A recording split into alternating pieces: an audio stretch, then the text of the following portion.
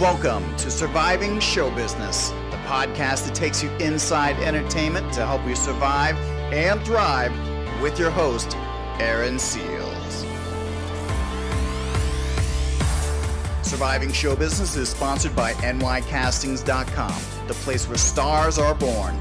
Actors, models, dancers, and singers can join and get casting notices sent to your phone every day. Welcome, folks. Welcome to Surviving Show Business, and today's show is really about surviving show business. We're going to deal with the mental health aspects of having an acting career. And joining us is Dr. Fran Walfish. She's leading child, couple, and family psychotherapist in Beverly Hills. And she's been seen pretty much everywhere, like the Today Show, ABC News, CNN, Time Magazine, the New York Times, Glamour Magazine, the Wall Street Journal. It just goes on forever. So welcome, Doctor. Thank you so much, Aaron. My pleasure to be with you. Glad to have you. So today we're talking about mental health in acting. And you probably can help us with these things. Well, I'll do my best. Great. Go ahead. There are different levels of mental health and what's required for dealing in show business. I think, everyone who is in front of the camera knows that a prerequisite for getting there is dealing with more than a fair share of rejection. Right. And how does a person deal with rejection over and over and over? Well, there are a lot of different ways, and it's puzzling to some folks. One thing is recognizing that the rejection is temporary.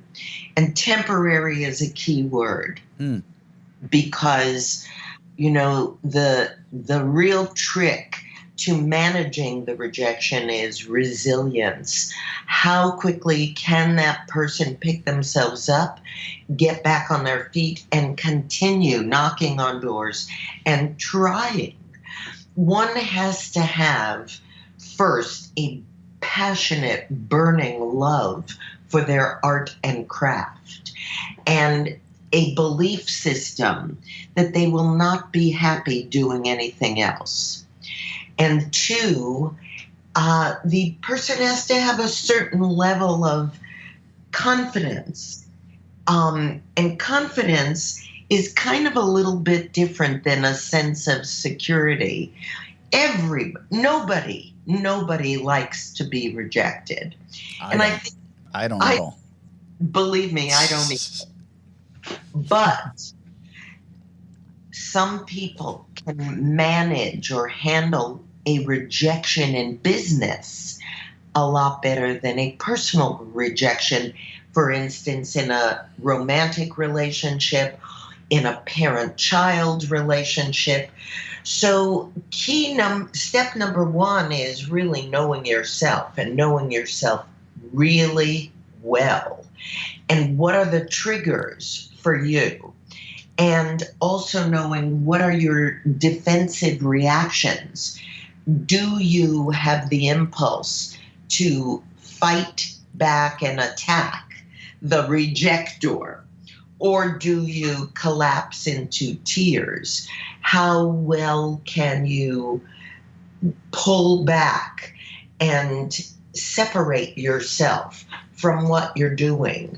Do you have tips and techniques for, getting yourself prepared for that? Well, number one, I think you have to know yourself well. Take that painful, honest look within.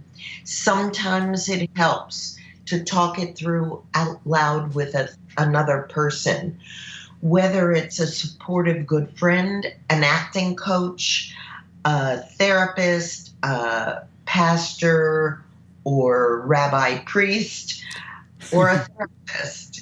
I would say acting classes are very good places for that because the actors tend to have those conversations when they're in these classes, I've noticed.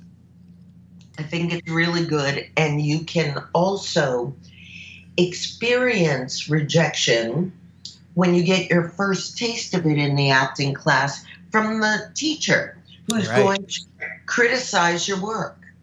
And a criticism is certainly a version of rejection. It's saying, I don't really like what you did up there. Show me something else. Mm-hmm. So a lot of people become familiar with their defenses in acting class. And who remains standing after graduation really does tell a lot about who can stand the marathon versus the sprint. I think that's a really good way to get started. When people get started, they might not be used to a lot of rejection, but if you go into an acting class and you do something and then you get corrected over and over and over, the repetition seems to wear people's nerves down. And then they just go on and do it and have fun. You're so right on. And there's a parallel in my field of psychology, because we're not allowed to just go to school, graduate, and be off practicing. The majority of training as a psychologist is in supervision. And in supervision, you hear direct criticisms from people who are trained to offer criticisms. So they're going to offer it gently. And I can only tell you there's a percentage of people who make it through finishing graduate school and completing 3,000 hours of supervision. Only a small percentage of those people really go out into the field and open private practice and make it. Mm-hmm. Now, in acting, you don't get rejected a lot. You just don't hear back from anybody. So there's a lot of just wondering and hoping. So how would a person deal with that? Because you actually just don't get that feedback.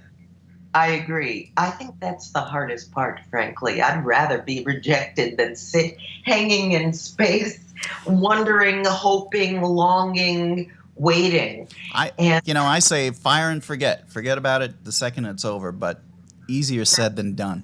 So what would you think would be a good way to get by that?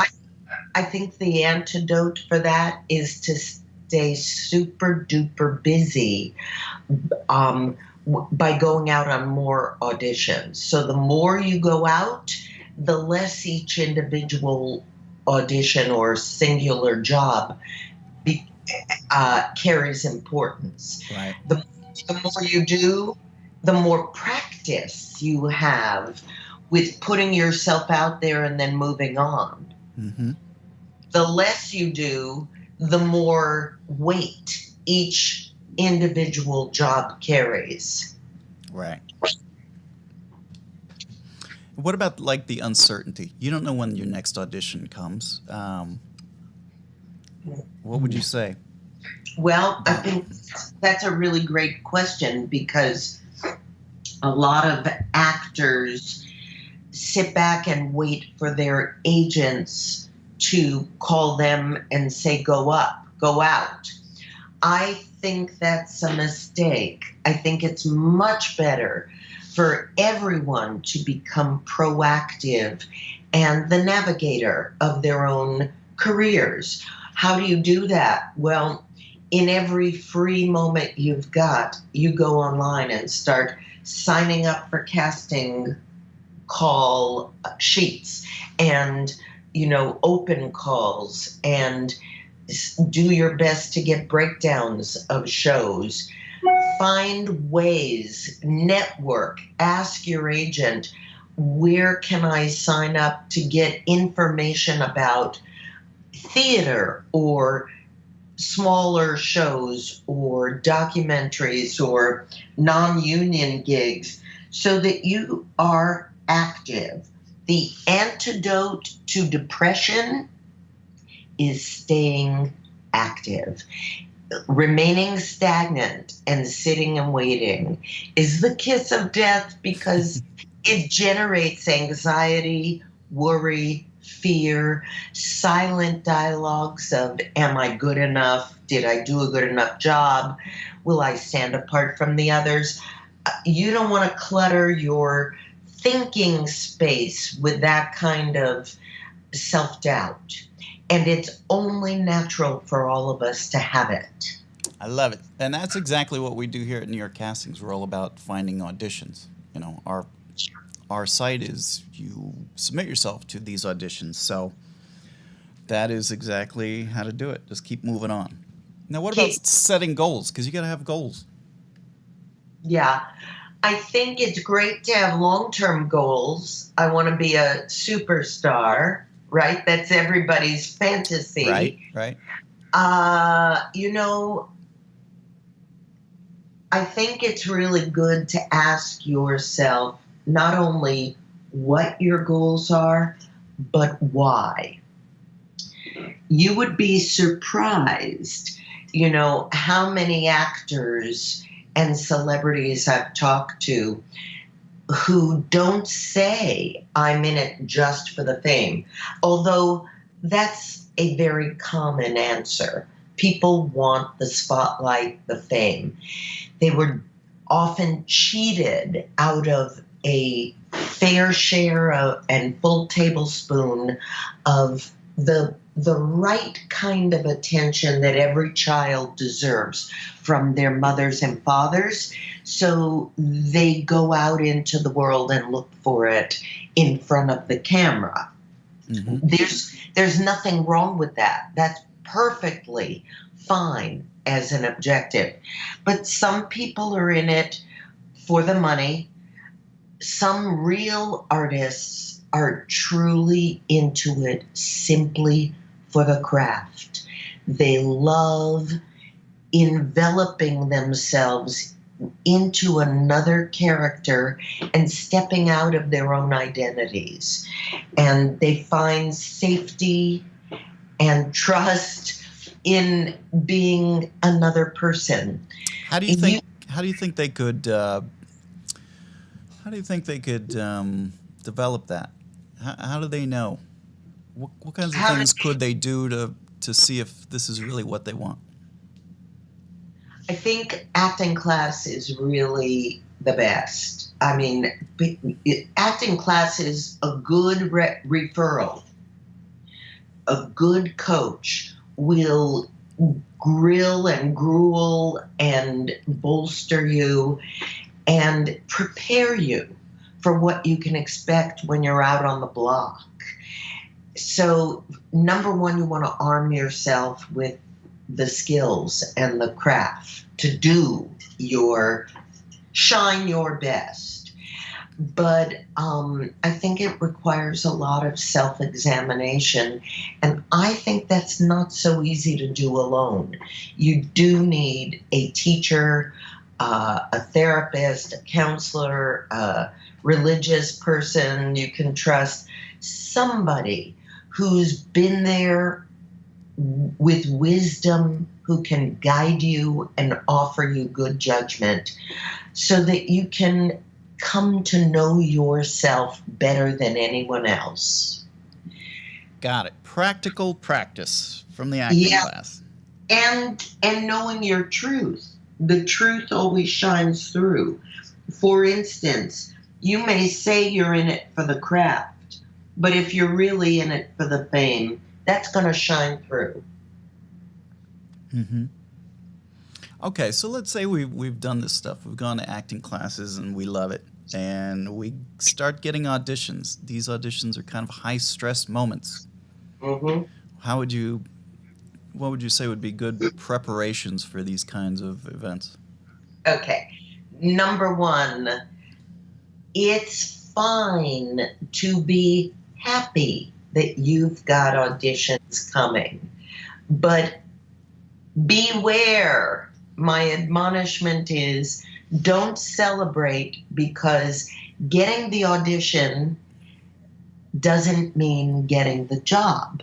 And getting the job doesn't mean your career is set.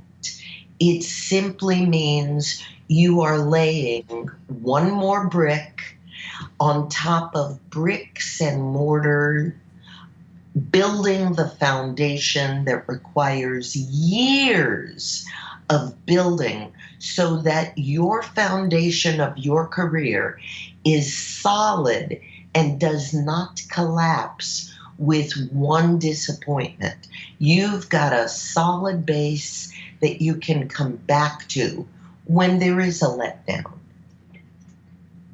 Good. Now, one thing that's unique to acting, it's not like other jobs in the fact that you're being judged on how you look, and people get stereotyped on how they look. Yes. How could people come to terms with that? Very, very difficult. It's really hard. Now, let me say, excuse me, in earlier decades, I think physical outward beauty mattered even more than it does today. Today, we have room for overweight actors and actresses in front of the camera who have wonderful careers. Now I'm embarrassed because I'm having trouble thinking of the right name, but there are some great comic actresses who are less than svelte. You know, I'm thinking of Adele, the singer. She's not an actor, but she's a good example also where, you know, in earlier times, a white middle-of-the-road pop, even pop rock singer could not make it if she was as overweight as Adele was. Right. It doesn't, and so much of it is the singer's attitude. Adele always went out with the attitude of, it doesn't matter, my music is what shines. And Lady Gaga is a wonderful example of that attitude. I know I'm stretching into the music lane, but that's fine. That's fine. Same neck of the woods. Right.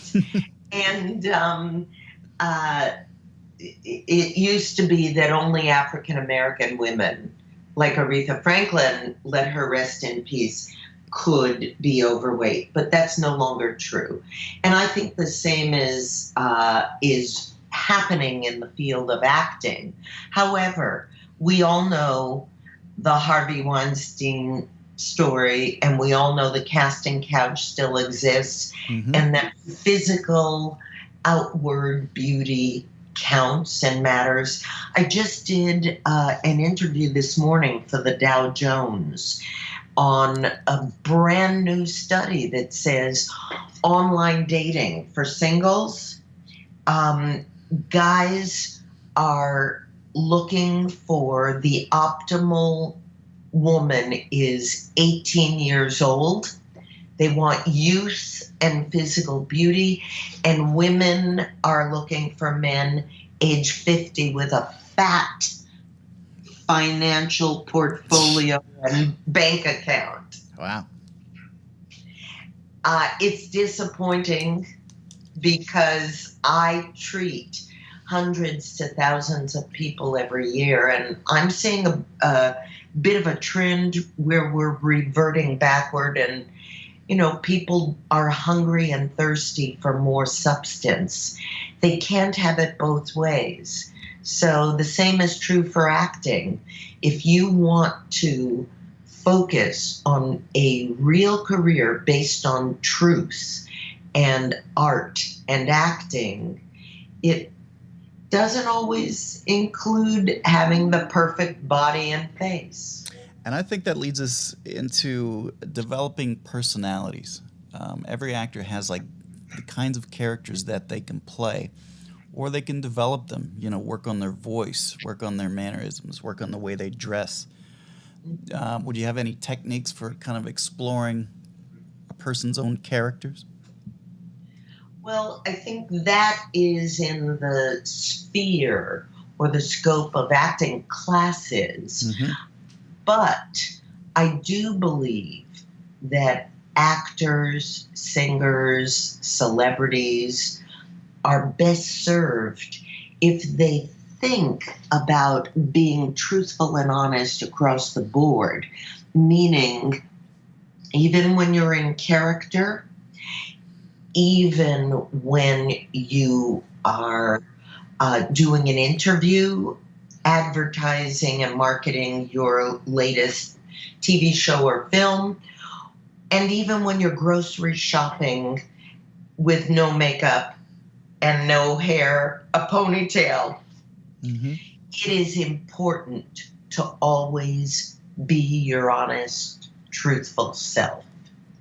And don't get too carried away or smitten with your persona or your status, because the bottom line is we're all the same. We're all imperfect beings, flawed in some way. And when we die, we were all just a speck of dust when it comes down to it. So true. I think the people that have done the best are the ones that showed the most flaws. Showed the most what? Most flaws. Like comedians, for instance. Yes. I was watching, CNN has got this show about comedy, and it was one of their episodes was talking about comedians tended to die off soon. They live these wild, reckless lives. Yes. And they're happy to show these flaws. Well, I have found that in general, most comics are, of all the performance art, they seem to be the most pained in their early childhood experience. Right, and that's what the show was saying too. Uh-huh. And so when they expose their flaws, they have, I hate generalizing, but if we are generalizing or compartmentalizing, categorizing, most comics have suffered painful childhoods and found a way to laugh at themselves, to make fun of their own issues, but quietly suffer a lonely, painful existence where often they feel like nobody really gets who they are. The pain or the extent of suffering, psychic suffering they experienced was, they feel, isolated and one of a kind. In fact, it isn't true. Somebody should do a group therapy for comics. They probably do. There's an idea. But you know what? Special to comics, they're on the road a lot. So they go travel, do a show, and then they're in a hotel room at night by themselves. So there's a lot of loneliness in being a touring performer. And that can go with musicians and actors as well. You are so right on. You are absolutely right. And the comics that I've worked with who are married with children, mm-hmm. they seem to find comfort in being able to get away from their families and have that isolation. But the wives and kids suffer because they miss, daddy, or I should say the spouse and kids. Well, it's better nowadays because you can just do a Skype. I do that myself. You can check in with family. You're so right. But the one thing you cannot do with electronics is physical touch. The physical aspect of daddy giving me a hug on a daily basis is not there for the kids. Daddy tucking me in at night. Right. But you're right. The regular communication and seeing each other does help. Okay, now that brings us into families. Sometimes kids get into the show business, and there's a whole thing with that for sure. Mm-hmm. Maybe have you had experience with child actors, in your I, practice? yes, I have. And it's a tricky thing, Um, I am not an advocate of putting kids in front of the camera, and I'm going to tell you why.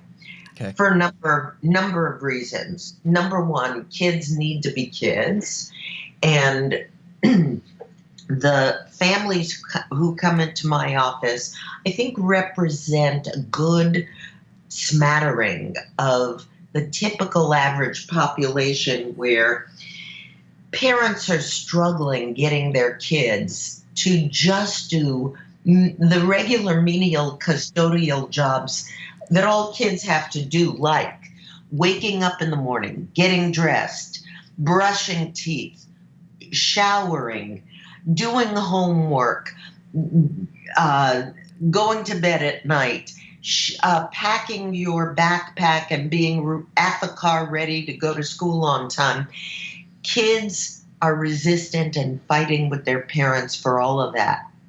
So when a parent pushes the child to go in front of the camera, there's a whole new set of expectations and behavioral demands on that child.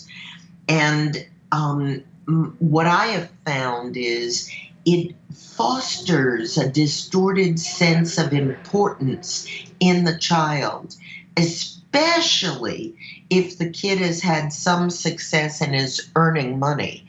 That kid has a little bit of a grandiose, it's like breeding a bit of a narcissistic personality in the child. Right. Now, And what if they make big bucks? What if they're on a hit show? oh, I've seen it. And those kids pay for the travel across the country for the whole family and the hotels and the academic coaches so the child doesn't have to go to school. It can be very complicated. But here's what I see happening. In those cases, most often, now I'm categorizing again, but most often those kids fail to have a normal social life.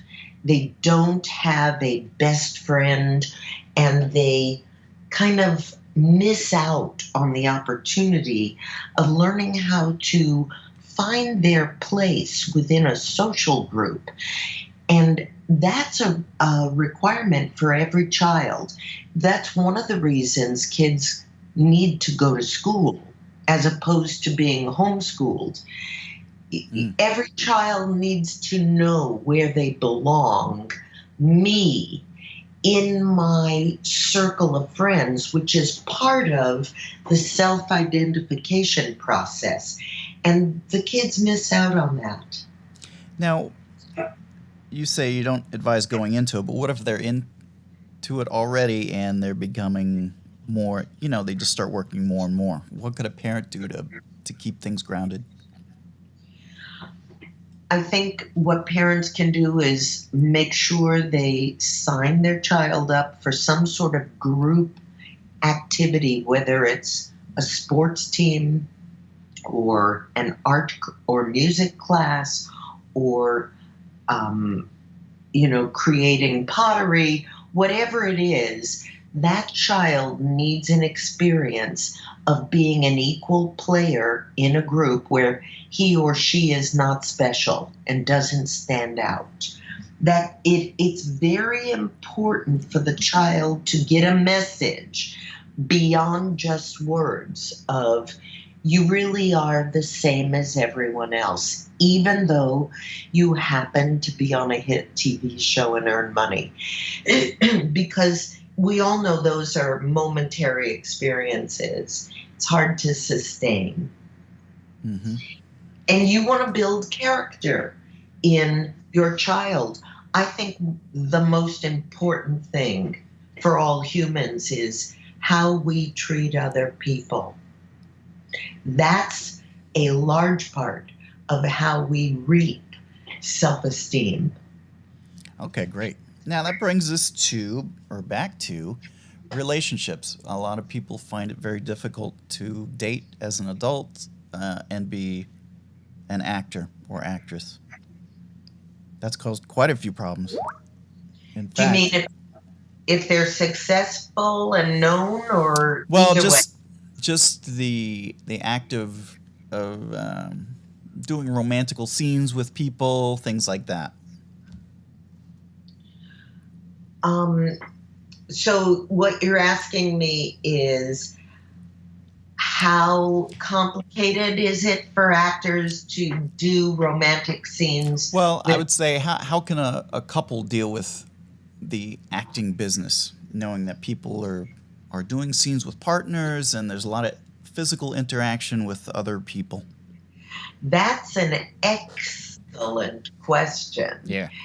Because we all know so many celebrity couples that have met on a set where they were both involved. That seems to happen a lot. Look, I can quote Brad Pitt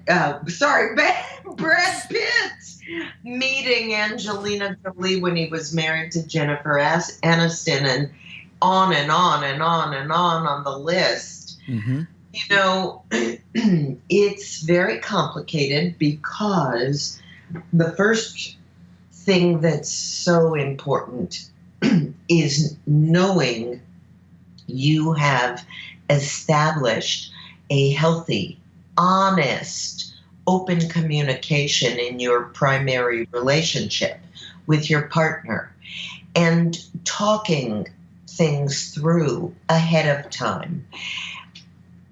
That's number one. Mm-hmm. Number two, the actor must be very, very aware that all kinds of feelings, including infatuation, sexual chemistry and turn on, and projection, meaning you putting onto the other person all kinds of fantasies you've got, including wishes and hopes and dreams.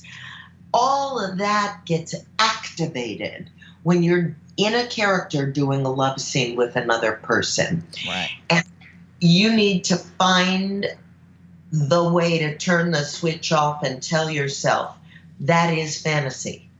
It's not reality. Do I really want to risk that wonderful long-term relationships I've built, brick on top of brick, mortar, building, solidifying a wonderful thing? You know, some people do it, and occasionally they're happy. Most often they regret it. And I guess that happens because, people are in the same line of work. They can really communicate about lots of different things. Yes. And the turn on of the energy, high levels of energy required to do that art. It takes a lot of energy to elicit emotion on or off screen. Right. But it's not the real deal. The real deal is the long-term slow building of care for another person. Got it. Okay, let's what about people that are feeling that they're failing? A lot of times people have those feelings and then they start hitting the bottle or doing drugs. Could you advise us how to avoid that sort of thing? Well, it's not easy. I can tell you, everyone has their way of self-soothing. Some are constructive and some are self-destructive. Some self-soothe with, like you say, substances, drugs, alcohol, tobacco,